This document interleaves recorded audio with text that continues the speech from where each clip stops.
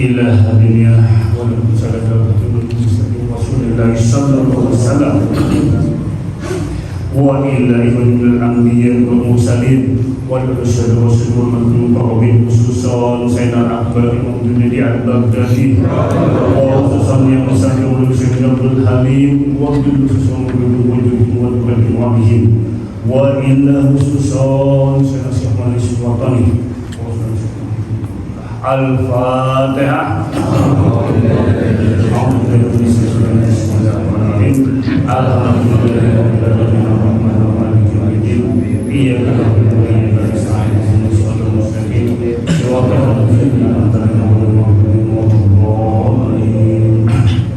Mari kita baca suratul Fatihah sekali lagi yang kita khususkan untuk yaitu orang tua dari Bapak Mudi Harto dan Mudi Harno ya, yaitu Ibu Marwati binti Karsa yang pada Senin lalu dipanggil oleh Allah Subhanahu wa Ta'ala, dan juga wabil khusus kepada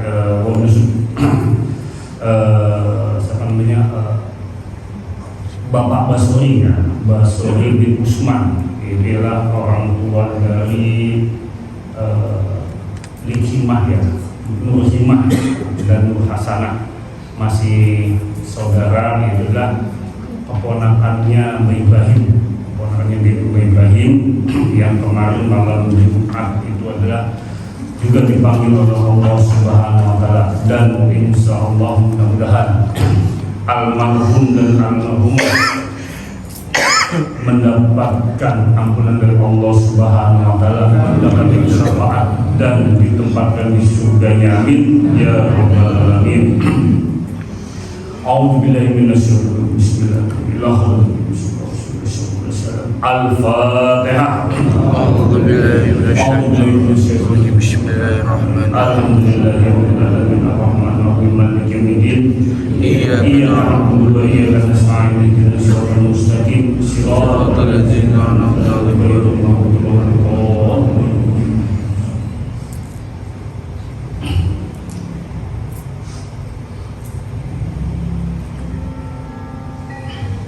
Assalamualaikum warahmatullahi wabarakatuh. Alhamdulillah, alhamdulillahilladzi karrama bani adam wastafa minhumul ulama wa khara minhumuz zuhada wal hukama wal kurama wa faddala minhumul arifina billahi wa sifatul asma wa adzaqahum lazzatal mahabbati wa lahum haqiqatal asya'i minal ardi was sama.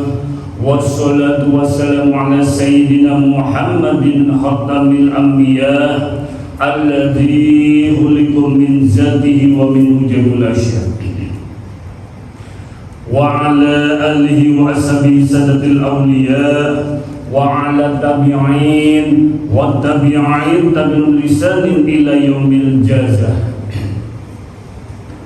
Subhanaka la ilma lana illa ma 'allamtana innaka antal alimul hakim wa la haula wa la quwwata illa billahil 'aliyyil 'azim. Amma ba'd.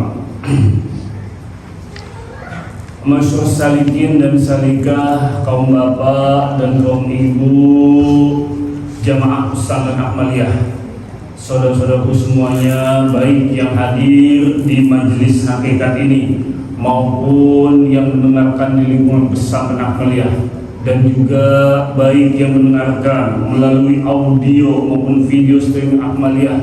Insyaallah mudah-mudahan kita semua senantiasa selalu mendapatkan limpahan rahmat berkat serta hidayah dari Allah Subhanahu wa Ta'ala, amin ya rabbal alamin.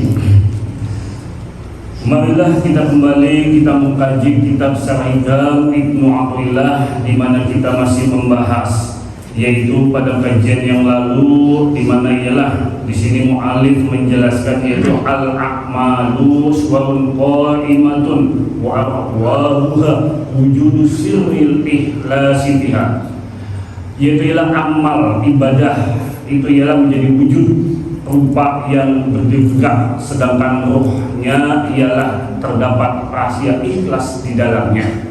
Nah, pada kajian yang lalu kita sudah sedikit membahas tentang, yaitu di sini mu'allim menjelaskan tentang bagaimana yaitu ialah wujud dari amal ibadah itu. Ya, amal ibadah itu ibaratnya sebagai wujud tetap, kerangka yang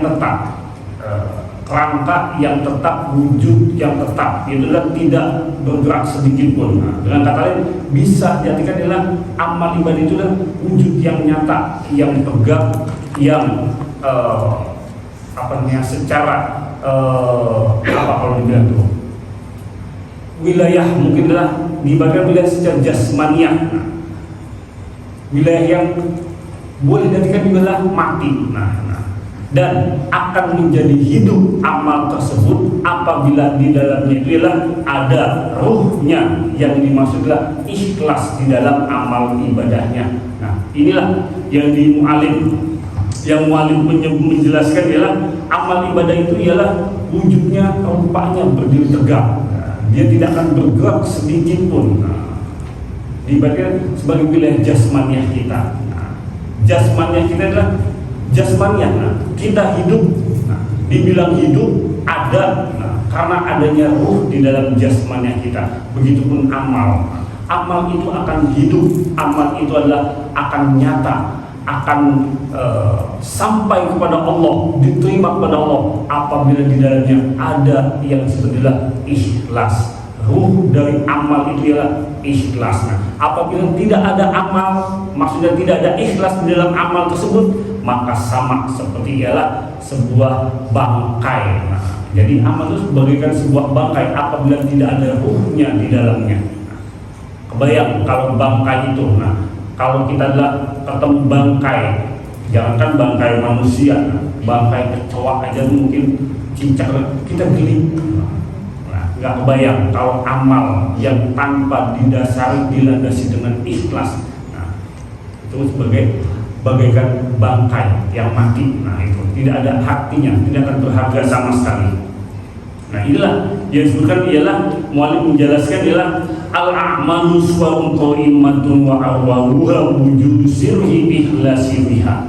Bahwa amal itu ialah wujud, rupanya lebih tegak, sedangkan ruh di dalamnya terdapat rahasia ikhlas di dalamnya. Sekali lagi, oleh karenanya ialah di dalam menjalani hidup, di dalam menjalani hidup kita, di dalam beramal ibadah, senantiasa melandaskan di dalamnya ikhlas. Sebagaimana Allah menjelaskan, wa ma umiru illa liya'budullaha mukhlishina ad-dina wa yuqimus shalah wa yutuz zakat wa dzalika dinul qayyimah. Padahal Allah hanya menyuruh kita ialah untuk beribadah kepadanya, menjalankan perintah agama semata-mata hanya didasari, dilandasi dengan ikhlas.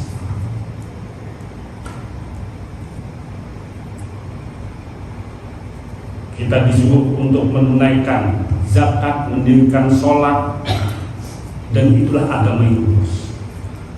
Dengan kata lain, apabila kita ingin beragama yang lurus, yang disebutkan agama yang lurus, yang sesuai dengan firman Allah tadi, maka di dalam mengerjakan segala amal ibadah, baik amal ibadah dalam bentuk ibadah ritual, di sini ada diwakili dengan waikin sholat, dirikanlah sholat.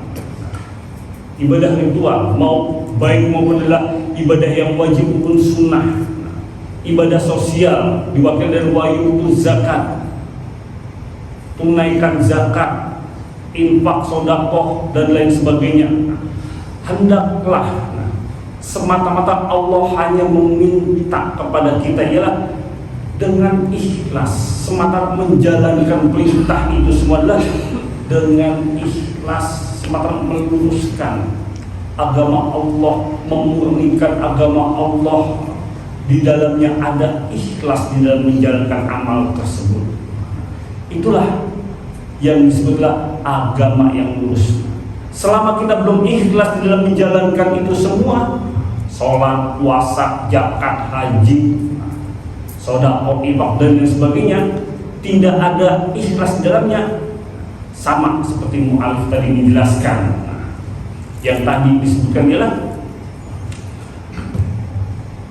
tidak akan ada artinya bagaikan bangkai atau mayat amal tersebut. Apabila ada ruhnya di dalamnya amal tersebut, maka Allah akan mengangkat amal tersebut dengan catatanlah ikhlas. Ada ikhlas di dalamnya. Inilah sebagaimana pula di dalam ayat wajhaka lid-dini hanifah fitratallahi allati fatara an-nasa 'alaiha la tabdila li khalqillah. Maka hadapkan wajahmu lurus kepada Allah. Fahakim wajhaka lid-dini hanifah. Hadapkan wajahmu lurus hanya kepada agama Allah. Fitratallahi allati fatara an-nasa 'alaiha la tabdila li khalqillah. Dzalika dinul qayyimah. Walakinna aksar nasi la ya'lamun. Jadi fitrah Allah ada yang telah menciptakan manusia dengan fitrahnya itu. Fitrah Allah tidak akan pernah berubah.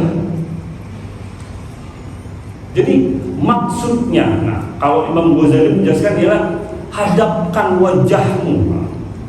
Maka apa yang dihadapkan wajah ini? Apakah jasmaniah? Ya boleh.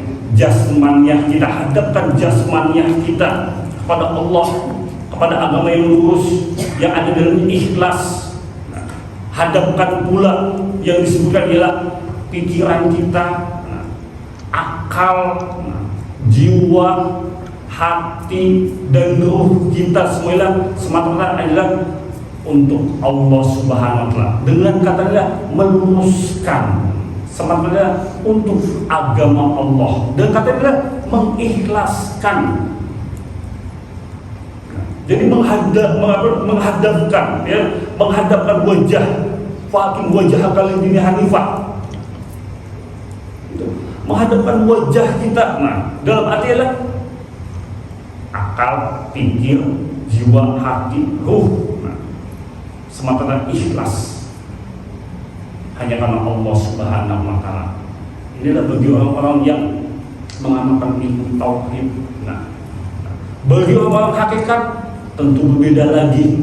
Maksudnya hadapkan wajahnya di sinilah, hadapkan wajahnya, hadapkan rasamu yang dirasa pada yang punya rasa sampai mewujud puncaknya menjadi ahad.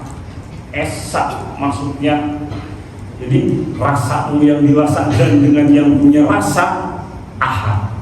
Ini yang disebut adalah al-abid wal ma'bud wahid.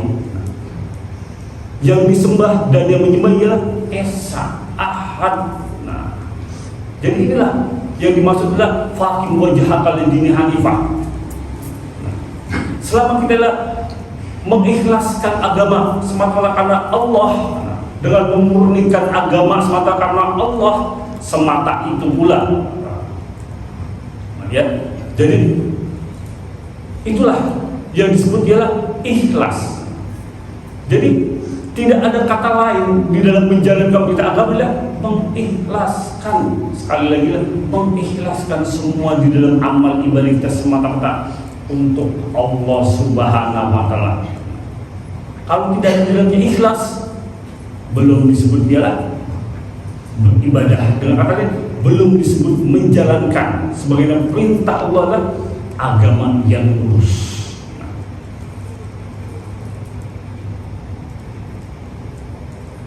Kalau kita disuruh oleh Allah, ya kan disuruh oleh Allah ialah semata-mata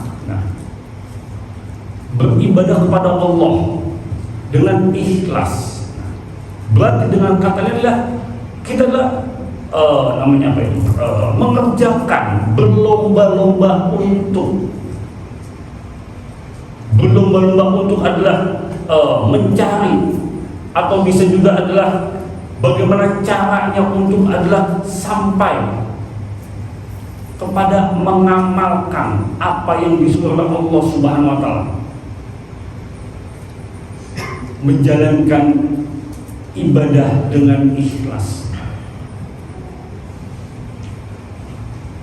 Jadi dengan kata lain, di dalam hidup ini, bahwa Allah Subhanahu wa taala telah menjamin segala macam hal, baik dalam wilayah urusan rezeki,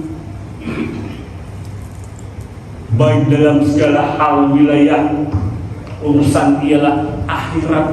Allah sudah menjaminnya.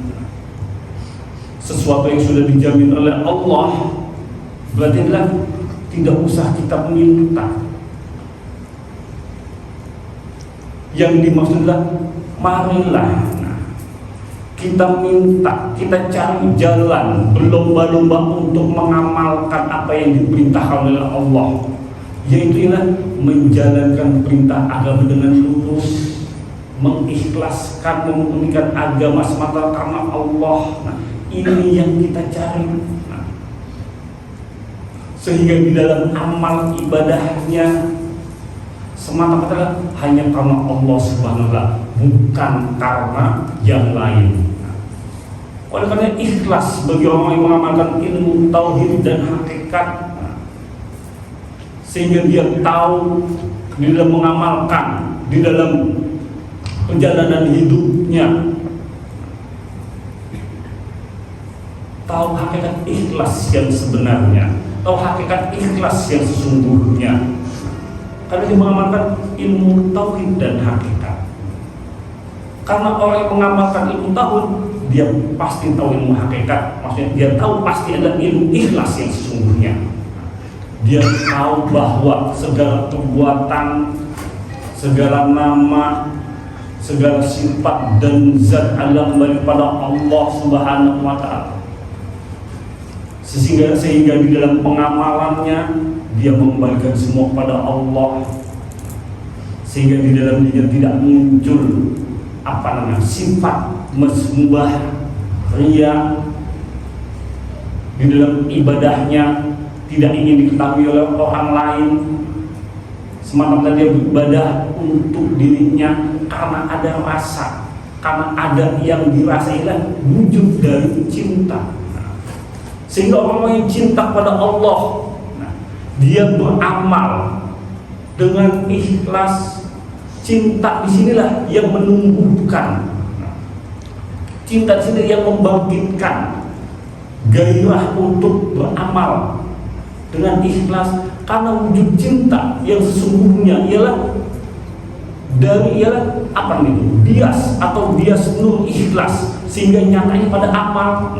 Sehingga orang yang cinta kepada Allah Subhanahu wa taala, orang yang sungguh-sungguh cinta kepada Allah, dia tidak ada rasa untuk malas dalam beramal ibadah karena ada wujud cinta. Dia tidak akan malas mendirikan sholat 5 waktu, kewajibannya di dalam syariat, karena ada cinta. Sehingga adalah cinta sudah menimbulkan ialah gairah. Karena suatu cinta itu adalah tidak akan mengharap kepada sesuatu. Yang bisa dia selalu mengharap apa yang dia hanya kepada Allah Subhanahu wa taala. Itu cinta. Sebagaimana kita cinta kepada siapa? Contoh, kalau kita cinta kepada suami, cinta kepada istri, ya kan? Kita tidak akan mengharapkan sesuatu kepada yang dicinta, yang adalah memberi itu. Sehingga tidak ada rasa gelisah, tidak ada rasa beban mungkin. karena ada cinta di dalamnya. Ya. Nah, jadi kalau adalah ingin mencintai, atau maksudnya sebagaimana kita mencintai suami atau mencintai istri, nah, begitu pula adalah Allah, nah, mencintai kita. Nah, jadi seperti Allah mencintai kita, kalau kita mencintai keluarga kita, sebagaimana Allah seperti Allah mencintai kita. Inilah wujud dari cinta. Karena sesuatu apapun tanpa didasari dengan cinta akan apa namanya? Mungkin ya kalau dibilang ya bukannya sia-sia, nah, mungkin tidak akan ada artinya. Nah, apabila tidak dilandasi dengan cinta tersebut.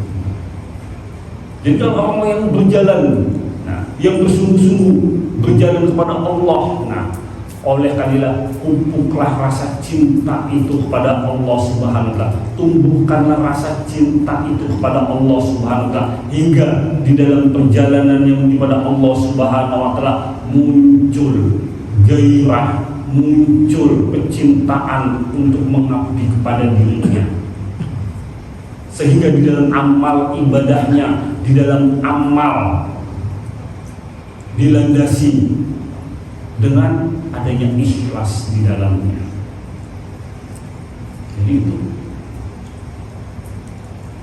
tidak mungkin kalau orang yang namanya cinta itu tidak ikhlas, tidak mungkin. Nah, kalau kita sudah cinta kepada Allah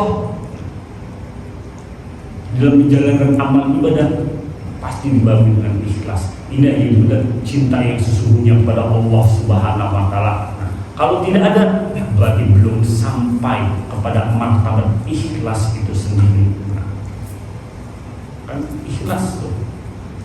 Kalau sudah ikhlas, menjadi ikhlas, nah, berarti itu adalah orang yang mukhlisin. Hingga setingkat lagi lah menjadi orang yang orang yang bertakwa pada Allah Subhanahu wa ta'ala. Nah, inilah sebagaimana adalah Islam, iman, ihsan, ikhlas, menuju keempat yang menjadinya adalah orang-orang yang bertakwa. Ada juga muttaqin, orang yang bertakwa. Nah, inilah orang yang mencapai pada derajat yang sebutlah derajat khusus hakikat takwa yang sesungguhnya maksudnya. Tuh, ya. Nah, ini. Nah, jadi adalah di sini muallif menjelaskan, yaitu ialah sekali lagi ialah amal ibadah itu ialah menjadi wujud rupa yang berdiri tegak, dan di dalamnya sedangkan ruhnya ialah ikhlas. Nah, dengan kata lain, apabila amal tidak ada ruh di dalamnya, berarti adalah amal itu adalah bagaikan bangkai, seperti jasad yang tak ada nyawanya, yang tidak beruh. Berbeda dengan amal yang di dalamnya ada ikhlas di dalamnya, dia akan hidup. Nah, sebagaimana adalah kita nih, kita dibilang hidup karena ada ruh di dalamnya. Kalau ruh itu sudah hilang, sudah tidak ada, akan menjadi mayat. Jadi itu, nah ya. Jadi itulah. Nah, yang disebutkan ialah di sini muallif ialah al-a'malu suwarun qaimatun wa ahwahuha wujudu sirri ikhlasi fiha. Nah, itu. Nah, yang disebutkan adalah amal ibadah adalah terangkat tegaknya. Nah, sedangkan ikhlas ialah ruhnya. Nah, dan di sini muallif juga menjelaskan, nah, untuk memelihara semua itu, ikhlas itu, di sini muallif menjelaskan. Nah, itu adalah fil wujudaka fi fil ardil humuli fama nabatta mimma lam yudfan la yatimul nitaju. Itu ialah tanamkan wujudmu, tanamkan dirimu di dalam bumi yang tersembunyi, rendah diri, sebab setiap yang tumbuh tanpa ditanam itu hasilnya tidak sempurna. Nah, jadi tanamkan wujudmu, tanamkan dirimu ke dalam bumi, di dalam bumi yang tersembunyi, dengan maksudnya tawadu, rendah diri. Sebab setiap yang tumbuh tanpa ditanam itu hasilnya tidak sempurna. Sebab setiap yang tumbuh apabila tidak ditanam dengan baik dan benar, maka tidak akan mendapatkan kesempurnaan. Maka tidak akan mendapatkan buah yang sempurna, tumbuhnya tidak yang sempurna. Maksudnya di sini Mu'adz menjelaskan ialah, itu tanamkan wujud dirimu, tanamkan diri ini. Tanamkan diri ke dalam tersembunyi, di dalam bumi yang tersembunyi, yaitu ada wilayah apa namanya itu sudah rendah diri. Dari sifat dan lemah mudah rendah disebut. Dengan katanya wujud menjadilah keikhlasan, ikhlas. Kalau kita rangkai, berarti ialah tanamkanlah amal ibadahmu dengan baik dan benar, dengan dilandasi adalah ikhlas, sehingga amal tersebut akan tumbuh menjadi sempurna dengan buah juga yang sempurna. Ini amal, sebagaimana adalah diumpamakan amal ibadah itu ibaratnya adalah bercocok tanam. Barang siapa yang bercocok tanam dengan dilandasi dengan keikhlasan, kemurnian di dalam amal ibadahnya, maka ia akan tumbuh menjadi tumbuhan yang sempurna, menghasilkan buah yang sempurna. Apabila tidak ditanam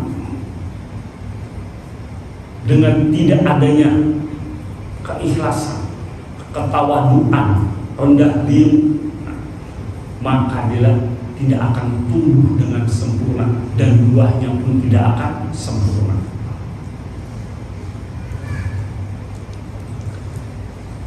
Kalau kita contohkan adalah apa namanya, pohon musim. Di Indonesia itu kan ada musim panas, musim hujan, saat nggak ada ya, musim angin mungkin kalau di kampung. Nah, ada musim dingin dan musim panas, musim hujan dan musim panas. Musim ini adalah bisa mendominasi ialah, maksudnya ialah sebuah tumbuhan, wilayah maksudnya. Ada wilayah yang diliputi atau diliputi dengan wilayah dingin, atau wilayah diliputi dengan wilayah panas. Contohnya kayak di pesisir, wilayahnya adalah panas tuh. Kalau pesisir kan biasanya agak geseng, banyak ini berisik, tapi emang iya kasar tuh, maksudnya adalah keras kepala mungkin wilayah pesisir tuh, karena memang adalah wilayahnya panas. Berbeda dengan wilayah yang dingin, iklimnya dingin. Apa tuh wilayah pegunungan? Mungkin orangnya adalah lembut, agak lembut, putih, bening, kan kayak wilayah di puncak tuh, di gunung. Pikirannya juga adalah mungkin bisa jernih. Begitupun adalah tumbuhan. Tumbuhan yang tumbuh sesuai dengan iklimnya, sesuai dengan tempatnya, sesuai dengan wilayahnya, dia akan tumbuh dengan sempurna dan menghasilkan adalah buah dengan sempurna pula. Tetapi apabila tumbuhan yang ditanam bukan di wilayah aslinya, di wilayah habitatnya, dia tetap akan tumbuh, tapi tidak akan sempurna tumbuhnya dan tidak akan berbuah pula dengan sempurna. Ya, kalau diumpamakan dalam bentuk wilayah amal, begitupun amal ibadah kita, apabila dipupuk, dipelihara dengan sebaik-baiknya, sesuai dengan fitrahnya, sesuai dengan akal fikir, yang disebut ya ulul albab. Kita berpikir, di mana ialah kita beramal, dilandasi, dipelihara dengan adanya rasa ikhlas, rendah diri, tawadu dalam amal tersebut. Tentunya amal tersebut akan tumbuh dengan baik, akan tumbuh dengan sempurna, dan akan menghasilkan buah yang sempurna pula.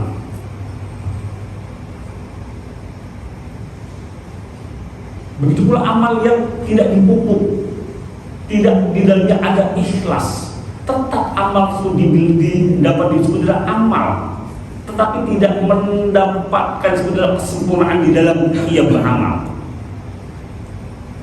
Karena tidak ada ruh di dalam amal itu ialah ikhlas. Kalau kami mengambil contoh masa tumbuhan tadi, jelas contoh nyatanya itu pernah nih, ini nyata itu adalah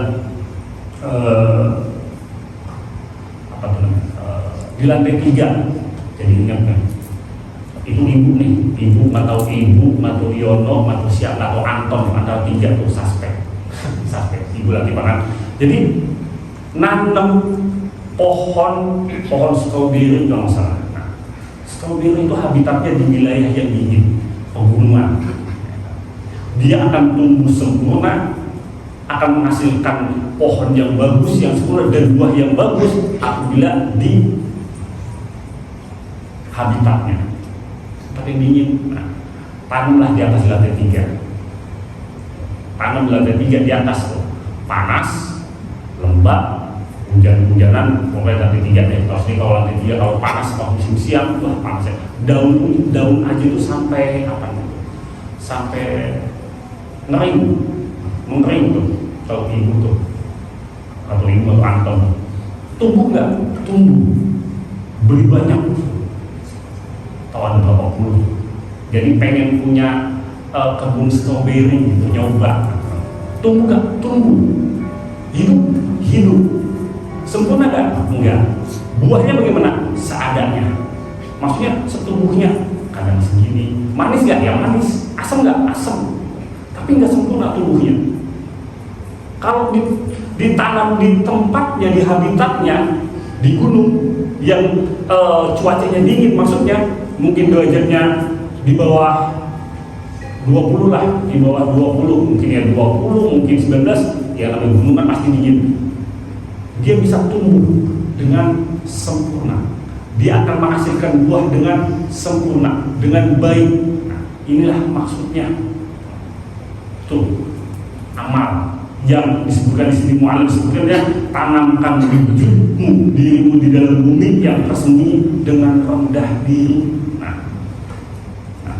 Sebab setiap yang tumbuh tanpa ditanam itu hasilnya tidak sempurna. Nah, begitupun amal. Nah, di dalam amal ibadah, oleh karena kita disuruh, yaitu berpikir. Nah, berpikir, ya, disuruh berpikir. Lillahi khalqis samawati wal ardh wahtilafil laili wan nahari la ayatil ulil albab. Bahwa adalah kita disuruh pikir bahwa kejadian sungguhnya ialah Allah menciptakan langit dan bumi dan bergantinya siang, silih bergantinya ialah malam dan siang. Itulah sebagai tanda-tanda bagi orang-orang yang berakal. Begitu pula kita berpikir. Karena semua itu adalah ekosistem. Karena semua itu adalah terdapat ialah sebenarnya ada wilayahnya. Wilayah dalam disebut adalah nur. Energi di mana pergantian siang, malam dan siang, perputaran, penciptaan langit dan bumi, rotasi bumi dan lain sebagainya, mengelilingi orbitnya bumi, itu adalah terdapat sunatullahnya Allah. Sehingga kita berpikir bahwa ternyata tumbuhan-tumbuhan yang memang di habitatnya tumbuhan-tumbuhan yang memang di habitatnya dia akan tumbuh dengan baik dan sempurna. Begitu pula amal ibadah. Apabila ada di dalam habitatnya amal tersebut, ada di dalam dalam bentuk ialah memelihara dengan wujud ikhlas di dalamnya, di dalam amal ibadahnya dengan ketawaduan rendah diri, itulah amal yang akan diterima oleh Allah Subhanahu wa taala. Ya. Jadi itulah yang disebutnya infin wujudaka fil ardi umuli fama nabata mimma lam yudfan la yatimul nitaju. Nah, itulah tanamkan wujudmu, tanamkan dirimu di dalam bumi yang tersembunyi dengan rendah diri. Nah, semata ikhlas maksudnya. Sebab setiap yang tumbuh tanpa ditanam itu hasilnya itu tidak akan sempurna. Nah, itulah. Nah, lalu mu'alif menjelaskan. Nah, di sini pada hikmah yang selanjutnya, itu mu'alif menjelaskan ialah manafa'al qalba sayun mislu uzlatin yadkhulu biha maidana fitrah. Itu tidak ada sesuatu yang dapat memberi manfaat. Nah, tidak ada sesuatu yang dapat memberi manfaat pada hati seorang hanyalah ujlah. Sebab dengan ujlah itu bisa berpikir secara luas. Nah, jadi sini mau menjelaskan bagaimana ialah kita disuruh ialah boleh dibilang ialah merenung, boleh dibilang ialah iktikaf, merenung dengan maksud ialah mencari muhasabah. Apa muhasabah itu? Introspeksi, mengoreksi diri. Nah, kita disuruh ingat-ingat.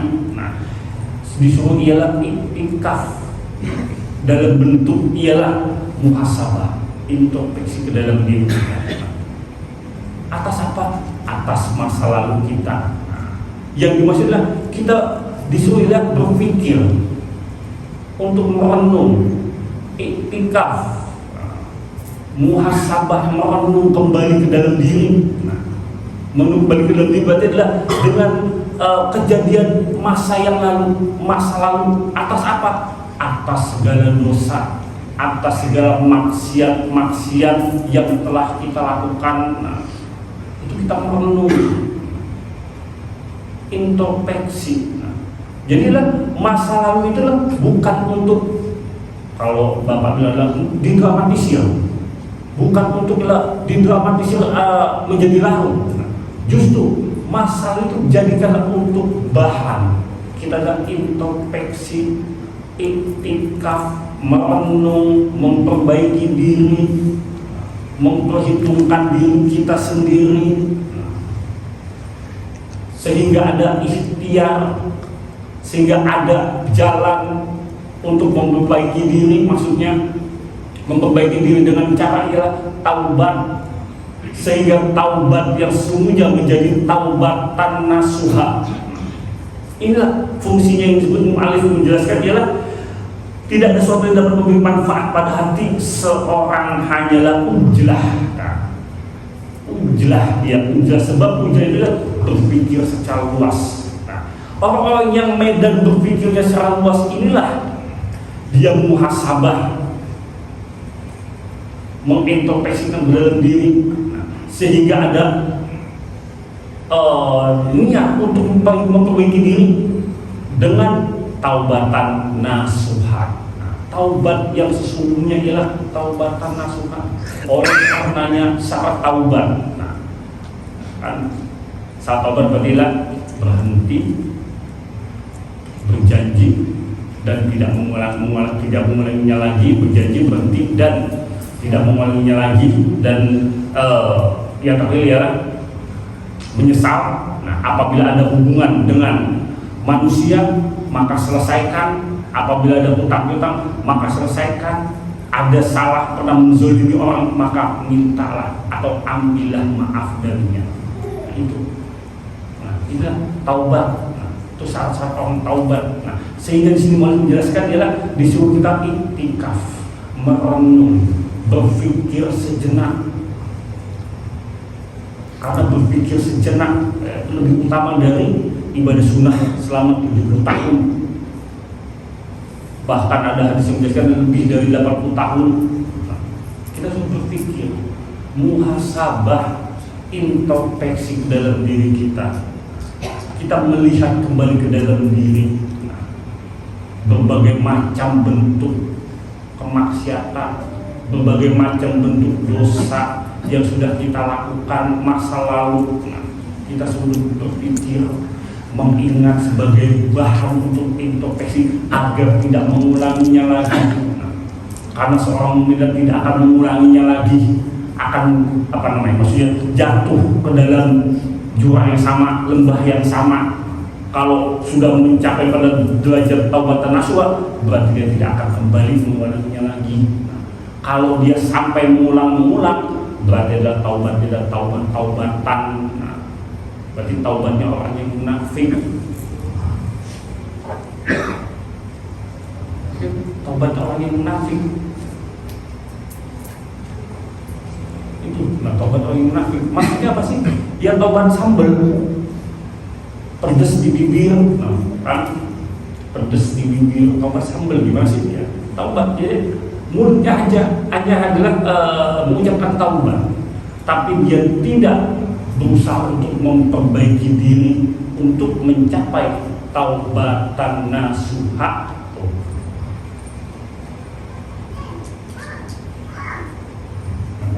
Sehingga Allah menjelaskan, wa minan nasi may yaqulu amana billahi wa bil yawmil akhir.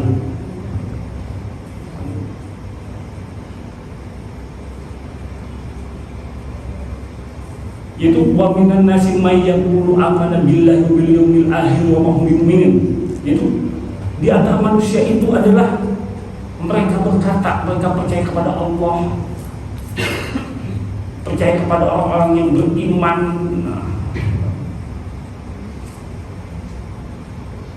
Sehingga mereka percaya kepada Allah dan mereka percaya kepada hari akhir maksudnya. Nah, padahal mereka adalah bukan orang yang beriman. Kenapa? Karena orang yang munafik tadi, orang yang munafik yang hanya berkata ingin bertaubat, tetapi tidak ada ialah pembenahan di dalam dirinya, tidak ada usaha untuk memperbaiki dirinya. Sehingga inilah orang-orang yang sebenarnya orang yang munafik. Orang-orang yang selalu adalah kembali kepada dosa, kembali terus kepada dosa. Sehingga mereka apabila mereka adalah dikasih tahu, itu dan jangan engkau merusak bumi ini, mereka berkata sesungguhnya kami sedang memperbaikinya.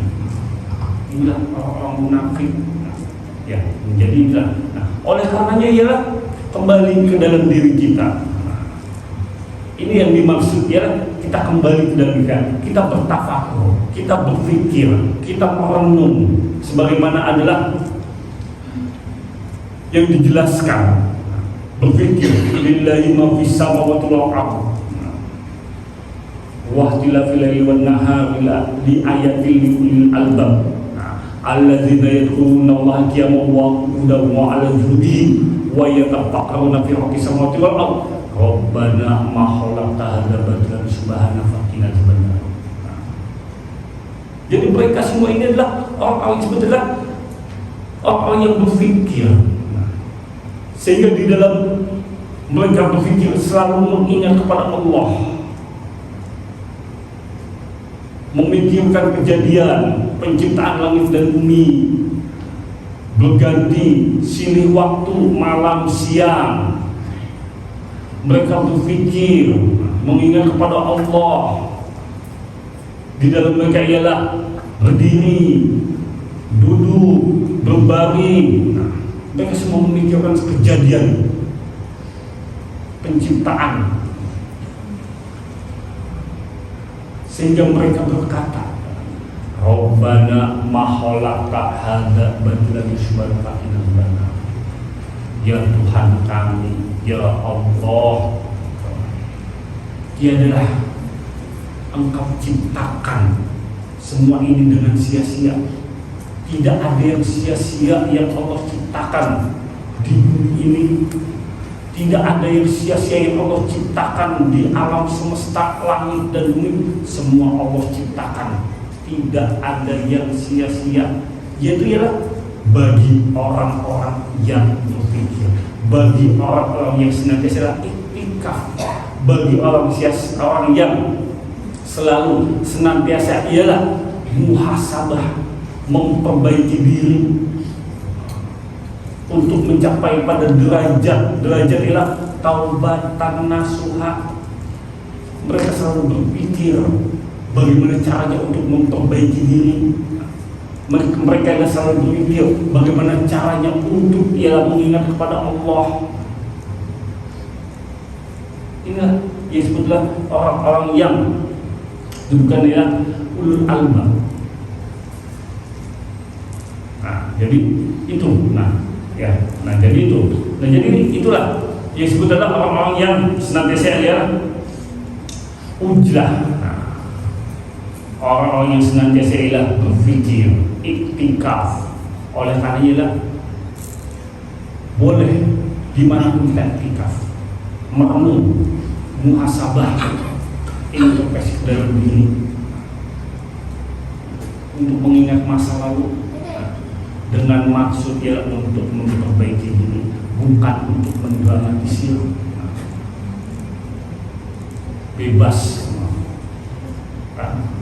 Iktikaf mau di masjid, mau di mana, di masjid Akmaliyah boleh, di rumah boleh, apa waktunya, bebas waktunya, mau malam boleh.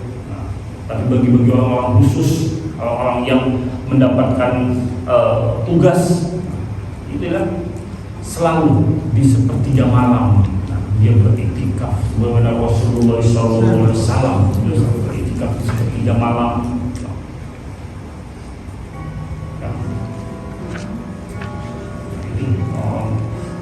Orang yang khusus ya.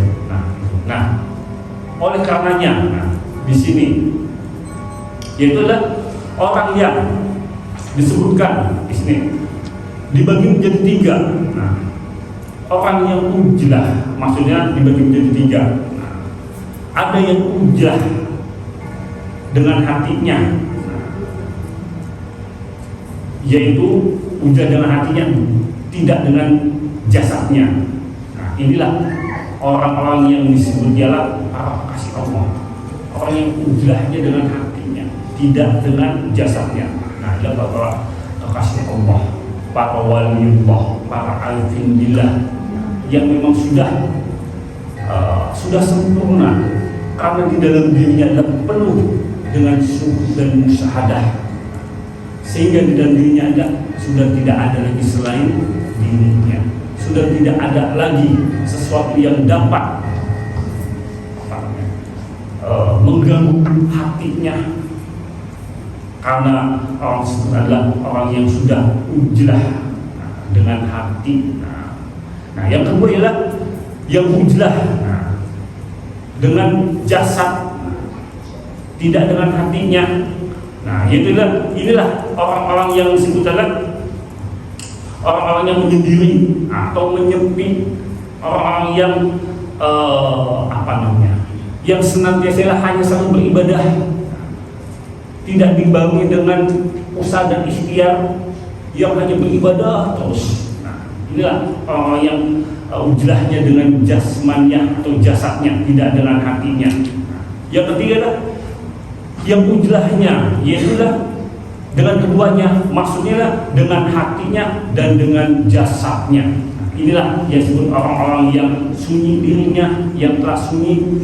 Inilah makomnya seorang salikin, orang yang berjalan kepada Allah. Dia ujlahnya dengan hatinya dan dengan jasadnya, karena ujlahnya adalah dibarengi dengan bimbingan dari mursyidnya untuk perjalanannya kepada Allah Subhanahu wa taala, yang senantiasa selalu menginginkan kebersihan di dalam hatinya. Inilah ujlahnya bagi orang salikin atau seorang salikin yang kepada Allah dengan jasad dan dengan hatinya juga. Dalam wilayah medan fikir, di sini mu'alif membagi menjadi 3. Yang pertama ialah orang yang berfikir, yang disebut yang pertama ialah pada wilayah mubtada awal maksudnya. Yang kedua ialah orang yang mutawasid atau yang pertengahan. Ini biasanya para salikin. Yang ketiga yaitu orang yang muntahi atau muntaha. Nah inilah orang-orang yang disebutlah orang-orang yang sudah dengan syuhud dan musyahadah, orang yang sudah mendapatkan, itulah disebutlah kasih Allah, orang-orang yang sudah muntaha ini. Nah inilah medan fikir dibagi menjadi atas 3 martabat. Yang pertama ialah mubtada, yang kedua ialah mutawasid, dan yang ketiga ialah muntaha. Nah itulah 3, dan insyaallah akan kami lanjutkan pada kajian akan datang. 3 itu penjelasannya. A'udzubillahi minasyaitonir rajim. Bismillahirrahmanirrahim.